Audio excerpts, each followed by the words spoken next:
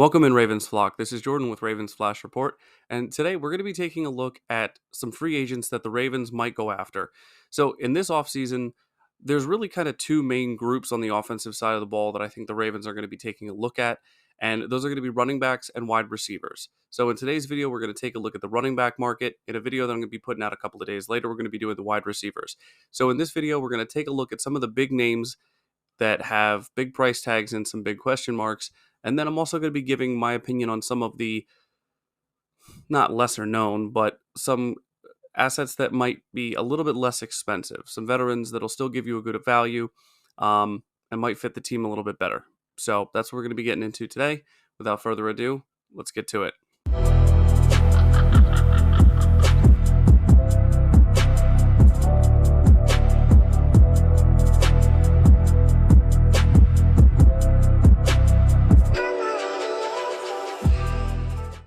As I said, we're going to be covering wide receivers in the next video, but the running back position is actually seemingly of greater need for the first time in Baltimore Ravens history, it's what it feels like.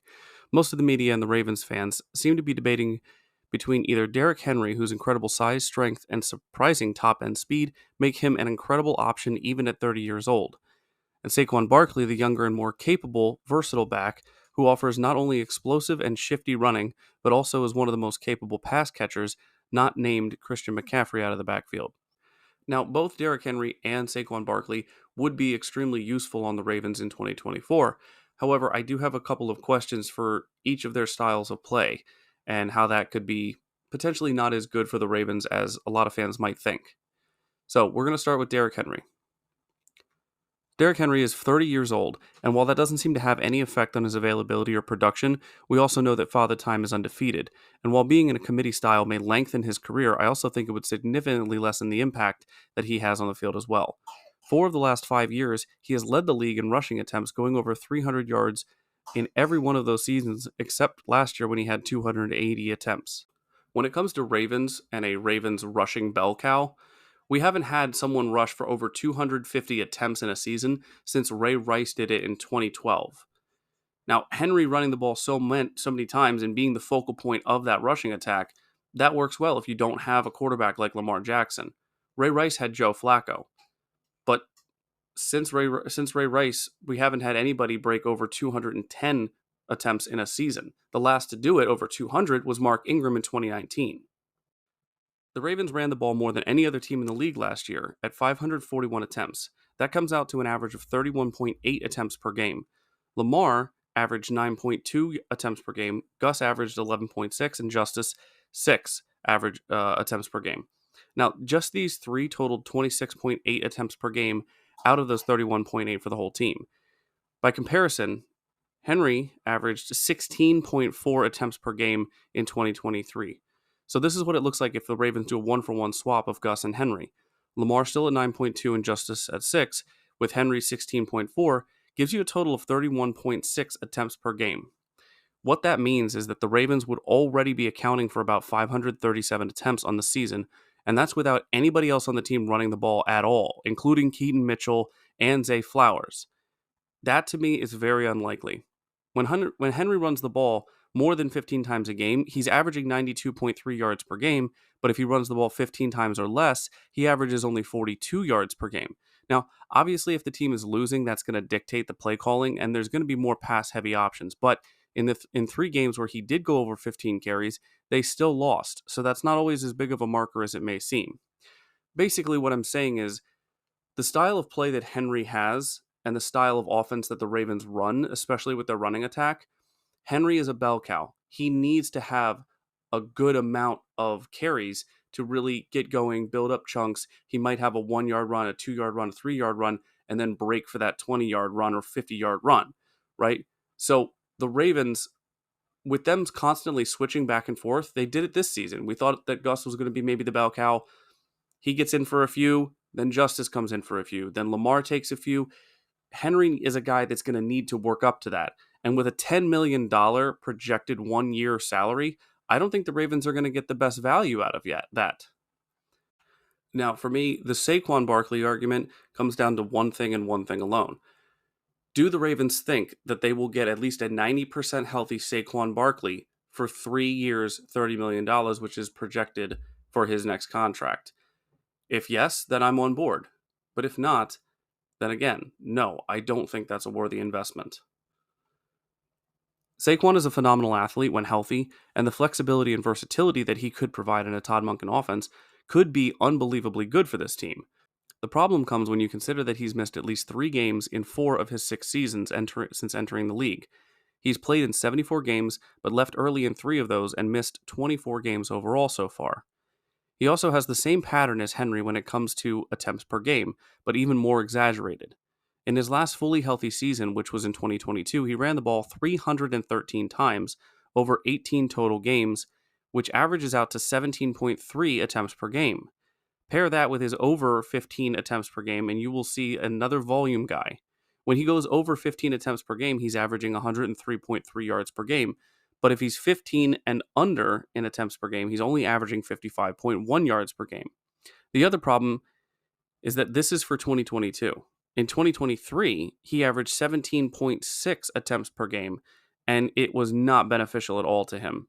Barkley gained 962 yards over 14 games in 2023, which comes out to an average of 68.7 yards per game. That's significantly lower than his average of 79.2 per game in 2022. So this is another big argument people make on behalf of adding Saquon, and that's his receiving ability. And while that's certainly true during his rookie year, he's been much less effective over the past 2 years. In 2022, he amassed 338 receiving yards while averaging 23 receiving yards per game. And in 2023, his yards went down to 280 and his average dropped to 20 receiving yards per game. Now, I like the threat that Saquon brings, but I don't like spending $10 million a year for 68.7 rushing yards and 20 receiving yards per game. Basically, if they try to use Saquon as a volume guy, I don't think it's going to be good for either party. I think Saquon's going to get too much wear and tear. I think in a committee, he might actually be more productive. But again, with that price tag, I don't want to see him in a committee. I want to see him getting the money's worth. And I don't think that Saquon is going to get our money's worth if we try to use him like a bell cow. Now that we have covered the popular options that everyone's discussing, let's talk about 2 other options. One that I prefer, and one that I still think will be successful here for a cheaper price. Starting with the cheaper option, we've got Zach Moss, formerly of the Indianapolis Colts. Last year, while stepping in for the injured and otherwise unavailable Jonathan Taylor, Moss ran the ball 183 times for 794 yards and 5 touchdowns, averaging 56.7 yards per game on the ground, while adding 27 receptions for 192 yards and 2 receiving touchdowns. But let's do some comparison real quick. Gus Edwards ran the ball 198 times for 810. Moss ran 183 for 794. And while Gus Edwards did have 8 more rushing touchdowns than Moss did, 13-5, the Ravens had much more potent offense than the Colts did and allowed Gus way more opportunities to score at the goal line. Another comparison is Justice Hill, who had 28 receptions, 206 yards, and 1 receiving touchdown. Moss had 27 receptions, 192 yards, and 2 receiving touchdowns. With a projected contract worth $9.2 million over 2 years, I'd much prefer Moss to be added to our committee than pretending that our offense is a one-horse stable. Now, the second option, and the one that I would want the Ravens to go after and sign, is DeAndre Swift. With a projected contract of 4 years for $27 million, averaging out to around $6.7 million a year, he's a cheaper option than Saquon, but a bit more than Moss. And to be honest, I'd rather Ravens go maybe a 3-year deal as opposed to a 4-year deal, but that's up to them to decide. Last year, in a situation not too much unlike our own with a committee of backs and a dual-threat quarterback, Swift rushed for 1,049 yards on 229 carries, averaging 65.6 yards per game while adding 5 touchdowns. This also with 214 receiving yards on 39 receptions and a receiving touchdown. Now, Swift had the opposite problem that the Ravens did, where instead of Gus stealing Lamar's rushing touchdown, Hurts stole them from Swift. Edwards had 13 rushing touchdowns while Lamar had 5. Swift had 5 to Hurts' 15. Swift was also able to reel in those 39 receptions while being on the same field as 2 1,000-yard receivers in A.J. Brown and Devontae Smith. The Eagles were 6th in the league when it comes to rushing attempts with 510, and they were 8th in yardage at 2,190, Swift accounting for almost exactly half of that himself. My point is that at 25 years old and still in his prime, DeAndre Swift offers all the benefits of Edwards and Hill rolled into one player, while also being cheaper and a more reliable option with less wear and tear than some of the other popular veteran names in the running back market. Swift, until last year, has also either been in a committee or been behind another more veteran back such as Adrian Peterson and Jamal Williams in Detroit. In the Eagles' offense, he was able to stretch his legs a bit and show that he can be counted on to carry a majority of the workload to be a number one back, while also benefiting from having a quarterback like Lamar under center. Now, whoever the Ravens sign, whoever their front office goes after, it's probably still going to work out. The Ravens have been known to be pretty good at running the ball, especially over the last few years, breaking records and whatnot. And under the Todd Monken offense, we've still were the number one rushing team in the league. So it's not like we're getting away from that too much. I just hope, and I'm sure you do too, the Ravens coaching staff don't forget to run the ball once we get into the playoffs. Now, what do you guys think? Who do you think the Ravens go after? Who do you want the Ravens to go after? Do you think I'm full of it? Let me know in the comment section below who you want the Ravens to sign. And as always, guys, thanks for being here. Stay safe and go Ravens.